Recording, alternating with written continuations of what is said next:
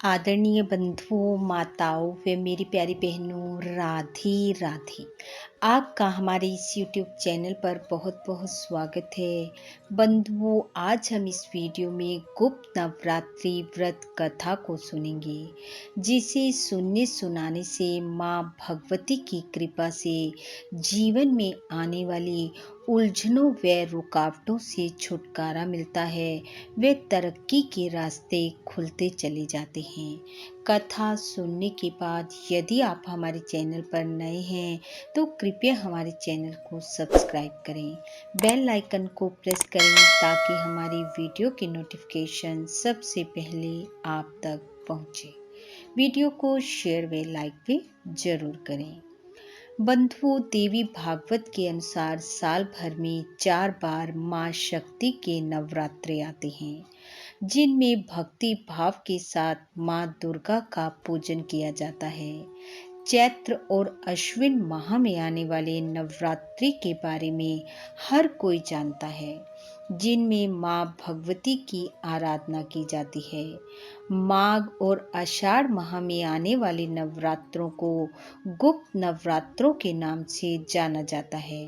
मान्यता के अनुसार गुप्त नवरात्रों में की जाने वाली साधना को जितना गुप्त रखा जाता है, उतना ही अधिक शुभ फल प्राप्त होता है।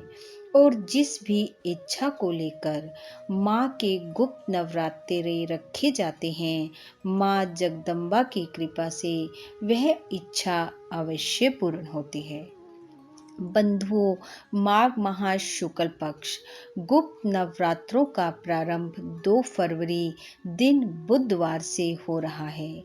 इसलिए अपनी मन इच्छा की पूर्ति के लिए माँ भगवती की पूजा आराधना करते हुए व्रत कथा का श्रवण करें। तो आइए अब सुनते हैं गुप्त नवरात्रि व्रत कथा। कथा के अनुसार एक बार श्रृंगी ऋषि भ्रमण करते हुए एक स्थान पर कुछ समय के लिए रुके। ऋषि के आने का समाचार सुनकर वहां पर उनके दर्शनों के लिए भक्तों की भीड़ लग गई। ऋषि के दर्शन करते हुए लोगों में से एक स्त्री भीड़ में से निकलकर आगे आई और ऋषि को प्रणाम करते हुए वह अपनी व्यथा उन्हें सुनाने लगी। उसने कहा, हे ऋषिवर, मैं एक अत्यंत दुखियारी स्त्री हूँ। यहाँ पास में ही अपने पति के साथ रहती हूँ। उसने कहा, हे मुनि, मेरा पति हर समय बुरे कर्मों में लगा रहता है, मांस मदिरा का सेवन करता है, जुआ खेलता है। दान पुण्य दया धर्म व्रत उपवास के कार्यों से वह कोसों दूर है। ना तो वह स्वयं अच्छे कार्य करता है और ना ही मुझे करने देता है। मेरे द्वारा किए जाने वाले दान धर्म के कार्यों में सदैव रुकावट डालता है। यहाँ तक कि ऋषि मुनियों के लिए निकाले गए अन्न का दान भी मुझे नहीं करने देता। उसने कहा, मैं माँ दुर्गा की भक्त हूँ। माँ की आराधना में मेरा मन लगता है, परंतु वह मुझे वो भी नहीं करने देता। स्त्री ने कहा, मैं माँ की पूजा व दान धर्म के कार्य कर अपने इस लोक व परलोक को सुधारना चाहती हूँ, लेकिन मुझे ऐसा लगता है कि माँ दुर्गा मुझ पर अप्रसन्न है, इसलिए मैं उनकी भक्ति नहीं कर पाती। स्त्री की बात सुनकर ऋषि बोले, हे देवी, तुम निराश मत हो। माँ भगवती के प्रति तुम्हारे मनोभाव को समझते हुए मैं तुम पर अति प्रसन्न हूँ। अतः तुम्हारे दुख संकटों को समाप्त करने का मैं तुम्हें एक उपाय बताता हूँ। उसे पूरी श्रद्धा भावना से लेकिन गुप्त रूप से करना। माँ जगदम्बा अवश्य ही तुम्हारे संकट दूर कर तुम्हारे सुख सौभाग्य में वृद्धि करेगी। वे तेरा पति भी सही मार्ग पर आ जाएगा।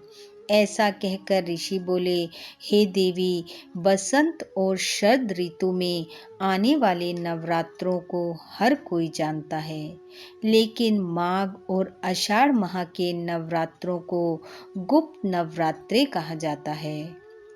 इन नवरात्रों में देवी दुर्गा की पूजा गुप्त रूप से की जाती है। ऋषि बोले, प्रकट नवरात्रों में 9 देवियों का पूजन किया जाता है और गुप्त नवरात्रि में 10 महाविद्याओं महाकाली, तारा, त्रिपुर सुंदरी, भुवनेश्वरी, छिन्नमस्ता, षोडशी, धूमावती, बगलामुखी, मातंगी और माँ कमला की साधना होती है। जो भी मनुष्य शुद्ध भाव से इन नवरात्रि में माँ की आराधना गुप्त रूप से करता है, उसका जीवन सफल हो जाता है। वह माँ जगदम्बा उसके सभी मनोरथ पूर्ण करती है।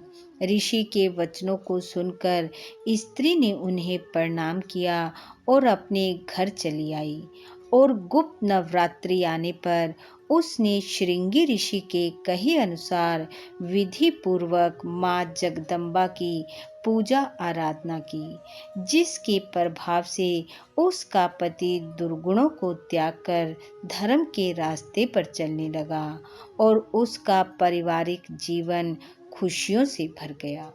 बोलो आदि शक्ति माँ जगदम्बा की जय।